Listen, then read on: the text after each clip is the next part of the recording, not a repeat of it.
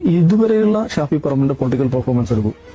ഈ മുസ്ലിം സമുദായവുമായി ബന്ധപ്പെട്ട നിരവധിയായ പ്രശ്നങ്ങൾ ഉണ്ടായിട്ടുണ്ടല്ലോ. ബാബരി മസ്ജിദ് ആകട്ടെ, ഗ്യാങ് വാബി ആകട്ടെ, യൂസുഫ് ആകട്ടെ, CA ആകട്ടെ, മുസ്ലിം പ്രശ്നങ്ങളിൽ ഷാഫി ഒരു നിലപാടെടുത്ത് സംസാരിക്കുന്നത് നിങ്ങൾ കണ്ടിട്ടുണ്ടോ?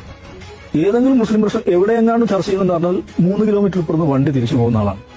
ഫലസ്തീനിലെ കുഞ്ഞുങ്ങൾ മരിക്കുന്നതുമായി ബന്ധപ്പെട്ട വിഷയത്തിൽ ഒരു പ്രതികരണം രേഖപ്പെടുത്താൻ പോട്ടെ, ഗവൺമെന്റ് ഓഫ് ഇന്ത്യ സ്വീകരിക്കുന്ന നിലപാട് നമ്മുടെ പരമ്പരാഗത നിലപാടിനെതിരാണ്. അതുകൊണ്ട് സർക്കാർ തിരുത്തണം എന്ന ഒരു രാഷ്ട്രീയ ആവശ്യം ഗവൺമെന്റ് ഓഫ് ഇന്ത്യയോട് മോദിയോട് ആവശ്യപ്പെടാൻ അവരുടെ ഫേസ്ബുക്ക് പ്രൊഫൈൽ മാറ്റി വെച്ചിട്ടില്ല. നമ്മൾ ഷാഫി പറമ്പിൽ യൂത്ത് കോൺഗ്രസ് സംസ്ഥാന അധ്യക്ഷൻ ഇന്നലെ രാത്രി വരെ ഒരു പോസ്റ്റ് ഇട്ട് ഞാൻ കണ്ടില്ല.